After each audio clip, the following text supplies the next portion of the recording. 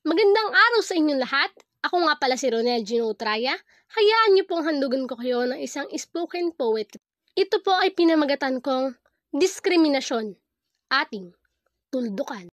Diskriminasyon sa ating lipunan. Mayroon pa kayang hangganan? Bakit ba tila ito'y naging pangkaraniwan at di natin magawang solusyonan? Umiiwas na tayo'y mapaaway at sa gulo'y madamay. Kung kaya't nagbulag-bulagan tayo at nagbingi-bingihan sa mga naririnig nyo. Ano bang nangyayari sa mga mamamayan?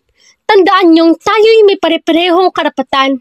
Matuto lamang tayong lumugar sa tama at ilaban upang pagkakapantay-pantay ating makamtan.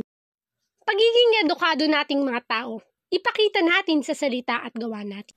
Bakit ba mali ng iba? Ating nakikita. Pero ang sariling dumi, tila hindi natin napupuna.